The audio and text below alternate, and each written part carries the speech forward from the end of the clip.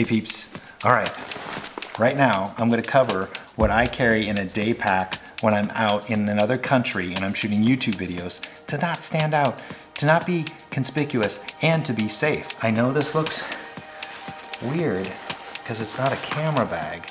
Why am I using it? So let's get to it.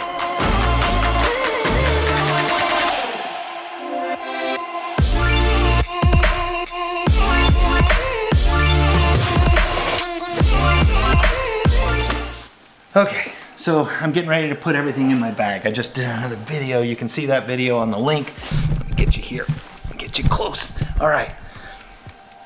If you're going out and let's say that you're in another country, I did this out of necessity when I was in Venice. I read all these articles about how bad pickpocketing was there, how you need to be aware.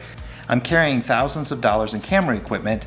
So yeah, these thoughts were running through my head. When I was in Israel, I had to worry about different things when you're in Jerusalem because there's so many people.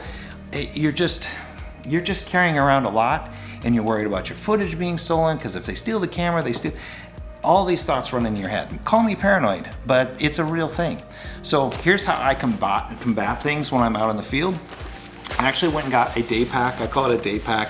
It's a small little backpack and it's made by wonderful Pacsafe. See if I can find that in here so I can show you. Wonderful Pacsafe. See? So, great company. And the reason I chose this little bag, I believe it was around $125 to $150. I'm not even sure if it's on Amazon. I actually found it on a luggage store that we generally buy our luggage from. The coolest part about this bag is it does have multiple, compartments, front, back, in different areas. It was not designed for a camera bag per se. It's designed for travel backpack.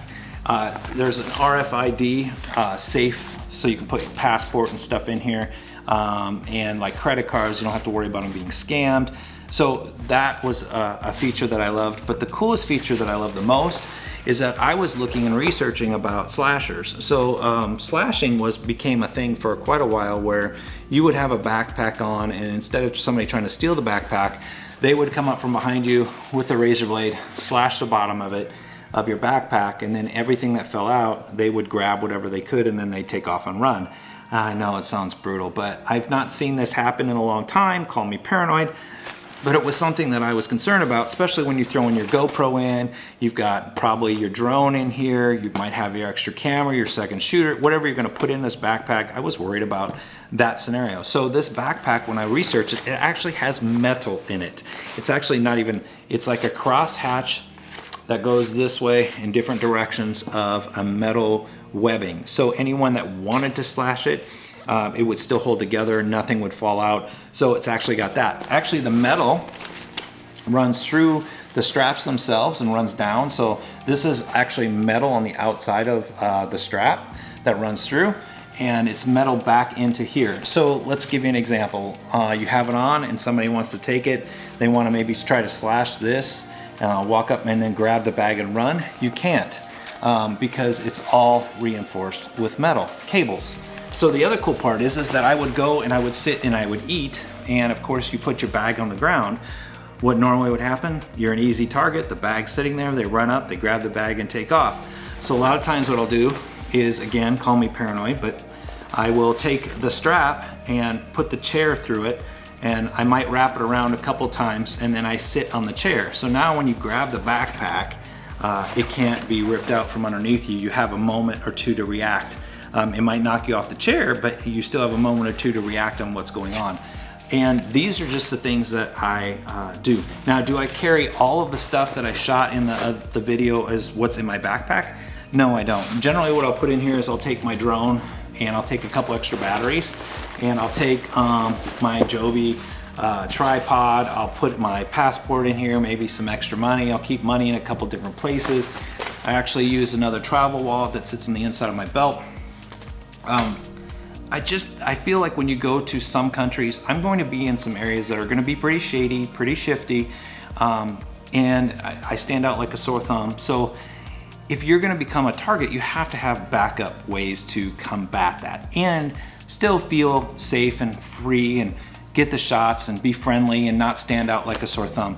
these are kind of some of the things that I do. And I know it sounds goofy when you're traveling, but if you're gonna carry around all of this stuff and you're just gonna do a minimalistic thing, but you've got your remotes, you've got your backup SSD, you might throw in just an external power bank, so you have an external power bank with a couple chargers, and just take like a couple lenses.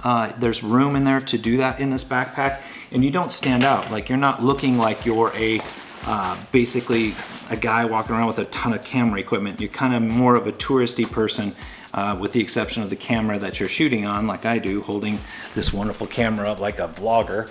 But the fact is that you have a way to minimize your being conspicuous all the time. So this is what I use.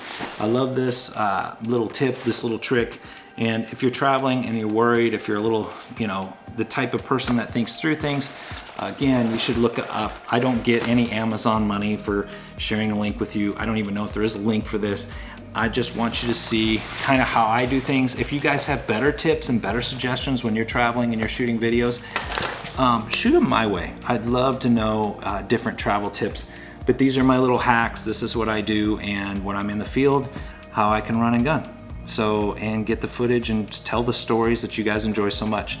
So that being said, here's a peek behind the curtain. Not too glamorous videos, but they're very essential if you're looking to travel and shoot videos in another country. There you go. Subscribe to the channel. I'm still trying to grow my subscriber base up to 10,000, which would be awesome. If you hit the little bell, you'll see a notification when it actually comes out. Most of my views come off of YouTube searches, which is crazy to think about. I would say 75 to 80% of all my views come off of YouTube searches.